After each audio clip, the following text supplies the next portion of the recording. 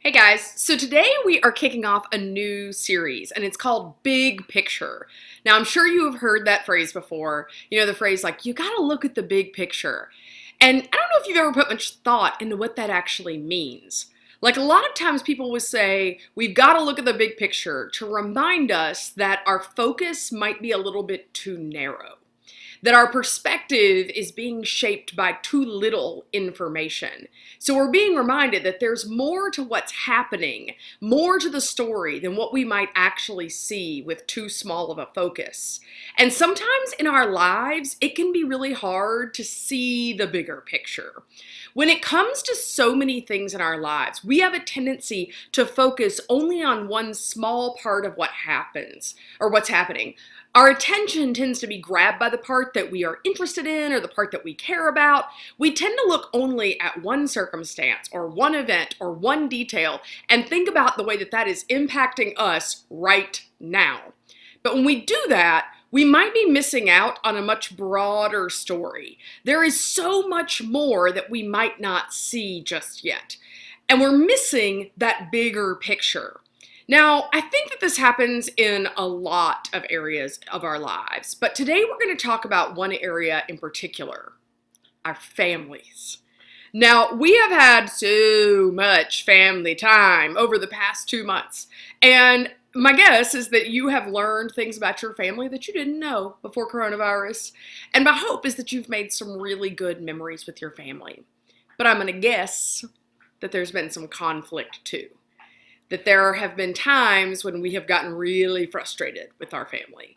Part of that conflict might be rooted in the idea that when it comes to our families, we tend to feel like we're the main attraction.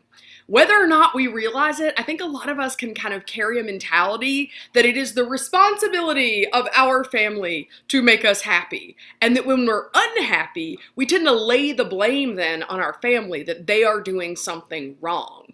And while we might not do that intentionally, our actions communicate, hey people, I am the one who needs attention. I need to be the center of the universe, and the things you're doing, they're not making me happy. I'm going to give you an example.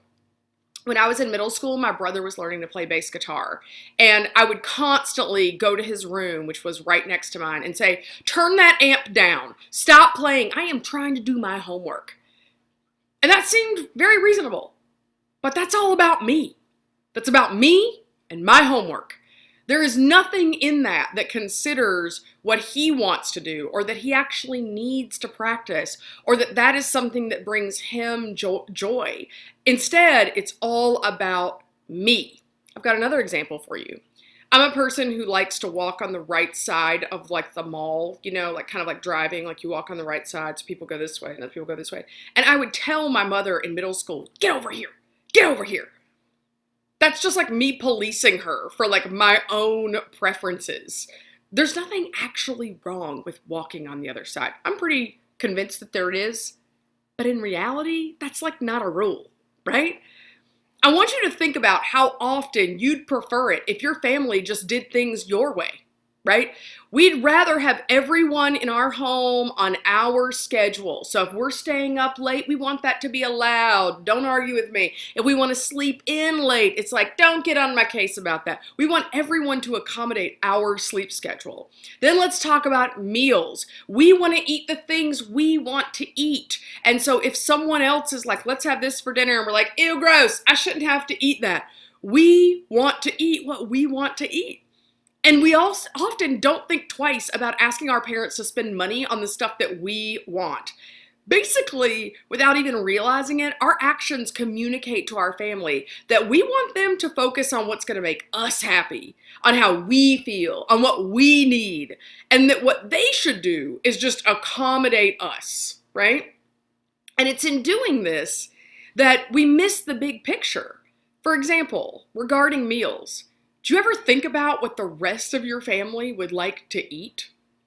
We ask our parents also to spend money on things that we want, but we actually have no idea what kind of other expenses they have. Things like the mortgage, the car payment, the electricity bill, the water bill, and so many more bills. And even if we know those bills exist, we have no idea how much they actually are, like how much money they actually are. And so that's a situation where we're kind of forced to admit that we don't actually know much about the big picture, that we're just laser focused on where we think they should spend that money. Now, you might feel like this is not at all the case in your family. You're like, JT, I don't know what you're talking about. Some of you might feel like you have too much attention from your family. And you might feel like your parents are all up in your business, like they want to know every detail of your life. You're like, I'm pretty sure I am the main event because I feel like they know everything about my life, right? Like they're like checking Power School for your grades all the time. And they're super involved in your activities and they come to every single thing. And you might feel like the amount of attention that they are giving you is too much, that your family is driving you crazy with all the questions and the conversation and the attention. And I get that, right? I get that when you're in middle school, you know, there's that part of you that if you feel like you're getting too much attention, you kind of want them to like back off. But I do want to point out one thing. In this case, you too are looking at what is happening in your family and all of that attention and the way that it is impacting you. But are you noticing the intentions of your family? Are you thinking about your parents' intentions? Do you have a heart for why they're making those choices, why they're putting so much attention on you? Or are you mainly just focused on how you feel about it, right? You see, whether we're the center of attention or whether we actually would want more attention in our families, either way, we can be at risk of missing a bigger picture. We're not seeing that there may be a lot more happening in our homes, things we don't know about or things we don't quite understand yet that cause our parents and our siblings to treat us the way that they do.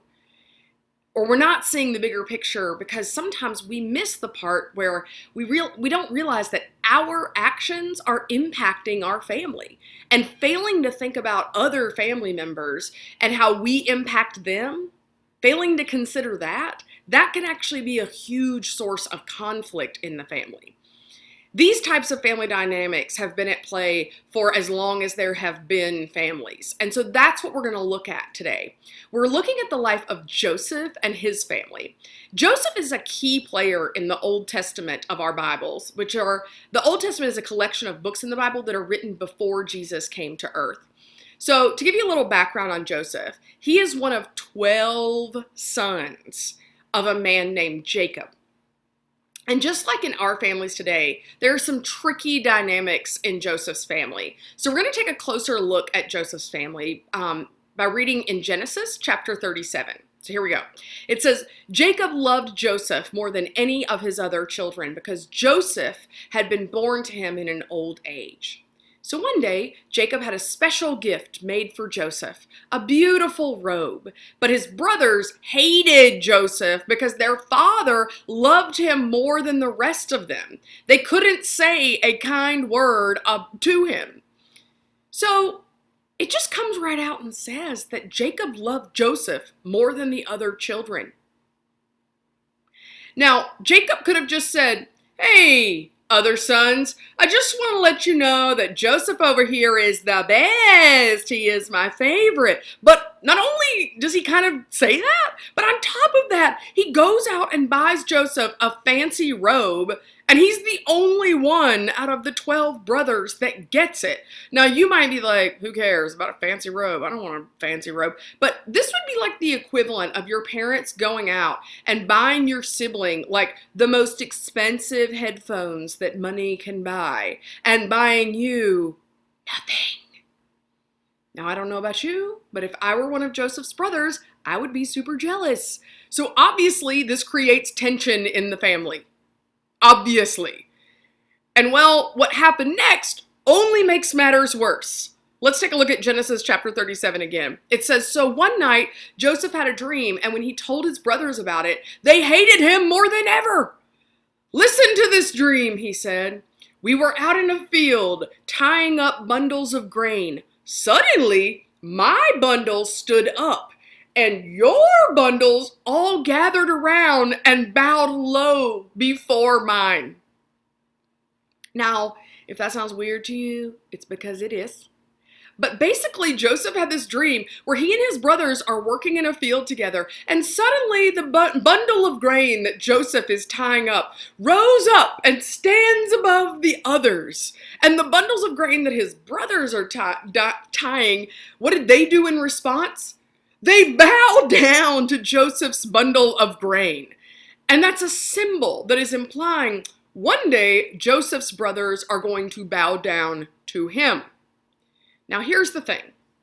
If one of your siblings comes to you with this crazy dream, you're probably going to roll your eyes at them and tell them they're nuts. But in this culture, dreams are a much bigger deal. They're actually believed to be predictions of the future. So when Joseph shares this dream about his brothers actually bowing down to him, they believed it was actually going to happen. And as this passage tells us, hearing that makes Joseph's brothers hate him even more. And what's worse is in the next few verses, Joseph goes on to share another dream, this time where the stars and the moon and the sun bow down to worship him. Imagine if your brother comes up to you and tells you that he has predicted that you and the stars and the moon and the sun will be bowing down to him. So you can probably guess Joseph's brothers are even more irritated after hearing this second dream. But what do dreams and all this family drama have to do with us here in 2020? Well, I think that what we can learn from this story is that when we can't see the bigger picture, we are actually potentially having a negative impact on our families. When we forget the bigger picture, we can do and say things that are very hurtful to our family.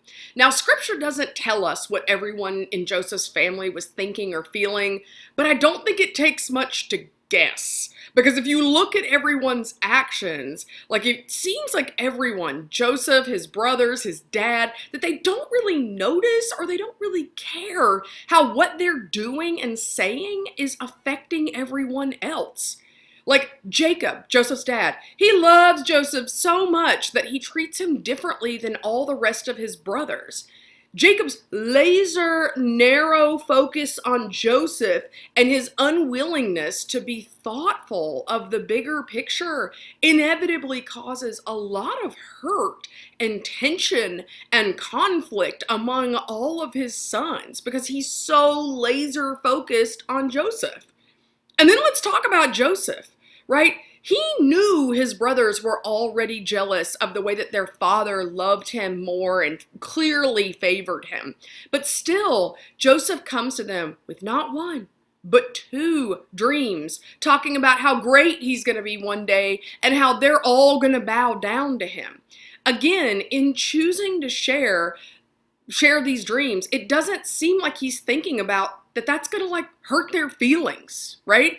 And what we see is that, like his father, Joseph is just focused on himself. Like his own dream, his own fancy coat that his dad gave him, his own circumstances, and he's not paying much attention to how that makes his brothers feel. He's not thinking much about that what he's doing is negatively impacting everyone else in the family. But that's true for a lot of the family tension and the family stress that we experience. Typically, nobody's really trying to be self-centered. We're just trying to make sure that our own needs are met. We're trying to make sure that things go the way we want them to go. We're not trying to hurt anybody else's feelings, but we're honestly not thinking about anyone else's feelings. And that's the problem. Because when we only think about ourselves, what we want, what our preferences are, we miss out on being compassionate to the experience of others and how our actions are actually impacting them. We're not necessarily thoughtful about the people that we love the most. We get so laser focused on our own preferences and our own wants that we might find ourselves being totally unaware of the bigger picture of how we're impacting our family. Now, maybe you feel like everyone else in your family isn't paying attention to how their actions impact you. Like, for example, maybe your mom lied about something, or your dad left, or one of your siblings has hurt you repeatedly, and it feels like they've gotten no consequence for that. And so to you, I would just say this. There's more to those stories too. The people who hurt you, the people who've hurt your family, they usually do that because somebody has hurt them. They're reacting out of their own pain. And so that doesn't make what they've done okay. I want to make that clear. It doesn't make what they have done okay. But it does mean that they've got a bigger story, a bigger picture behind what is driving their behaviors. And so I would encourage you to talk to somebody that you trust about what you're experiencing. But it can also be helpful to just be reminded that while their behavior isn't okay, we do need to pay attention to what's gone on in their lives that is causing them to behave that way. Now, so many of us are hyper aware of the way that our family is affecting us, but we are rarely very aware of how we're affecting them. That's what's happened in Joseph's story, and look at how that turned out. Not that great.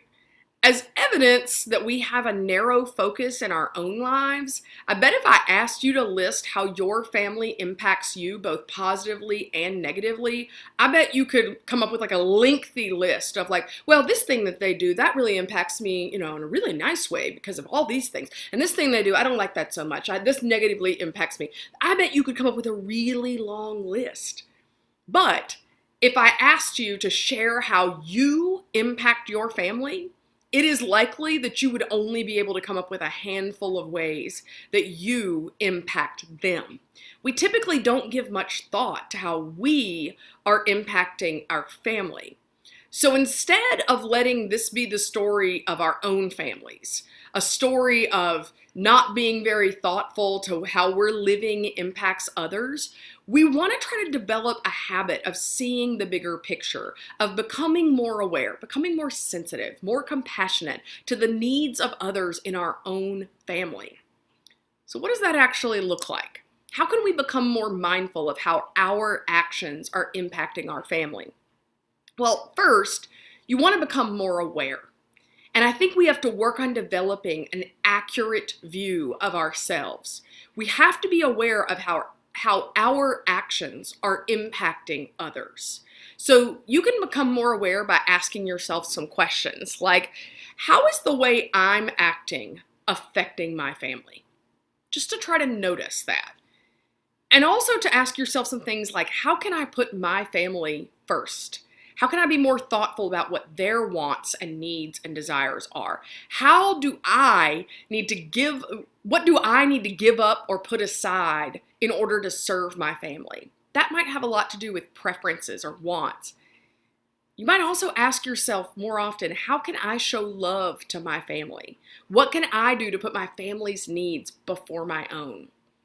And I'll tell you that paying attention to how our actions affect our family, it's hard because for a lot of us, that's not a habit that we're in. It's not always easy for us to see the way that we're impacting other people. And if you're not totally sure how you're impacting your family, I would encourage you to ask someone close to you that will be honest to help you see that with a little more clarity. So you can ask somebody that that you trust, like a small group leader, to be like, do you think I'm doing stuff that might be hurting my family? You might also ask your family, right? Are you doing things that are negatively impacting your family? And sometimes, guys, that's hard to hear. But I believe that we want to be loving people. And so sometimes that means we've got to wake up to how our own behaviors are having a negative influence, even in our own family. And then once we wake up to those things, I encourage you to take a step. Take a step to change one thing in yourself or to be more aware of the way that it impacts others. So that means taking that step, you're going to choose to respond differently than maybe you have in the past. So, for example, you might have a habit of speaking really harshly to your younger siblings. So I'm the oldest in my home. So I went through a stage of being like, go away, leave me alone, you're so annoying, get out of my room. Which for me as the older child just felt like, he's annoying. But when you think about that, that's really hurtful to have your older sibling just constantly dismiss you and speak to you in a harsh way. And so for you, if you're like, yeah, I do that, the step you can take is to change your tone, to be more aware of how you talk to your sibling. Or maybe your parents have kind of nagged you about some chores and you're like, oh gosh, yeah, so annoying. And so you tend to not do them, or you have to be told like approximately 4,000 times to do them, or you do things that you know your parents don't want you to do, and they can feel like really minor things, like leaving clothes or dishes or stuff everywhere, right? And your parents have told you approximately 4,000 times not to do that. And so you're just in the moment, you're like, I'm not trying to be rude. I just don't want to clean up these dishes. I just don't want to clean up these clothes. But then you're not really aware that that's bothering them. So maybe the step you need to take is, yeah, that light bulb go on of like, oh, yeah, that actually really bothers my family. And so the step I can take is in that moment when I'm like, I don't want to put up these dishes. I don't want to put up these clothes, to be like, you know what? I'm going to put up the dishes. I'm going to put up the clothes. That is a really small step you can take to be more honoring and more loving of your family. I would also encourage you just to be mindful of how you react to your family when you're frustrated. Some of us might get in a habit of blowing up at our family when we're tired or frustrated and mad, particularly now when like they're the only people around, right? And so I would just encourage you to take a step of checking in with yourself of like, am I actually mad at them, or am I just frustrated about other things? And if I'm frustrated about other things, I just need to like pause for a second and not blow up at my family, right? Because they haven't actually done anything, right? Whatever it is, I encourage you to pause and think about how you are affecting your family. Look at how you're impacting those relationships, and then take a step to make a move and change it for the better. If we want to be people of love in this world, if we want to be kind, loving people, it's going to start at home.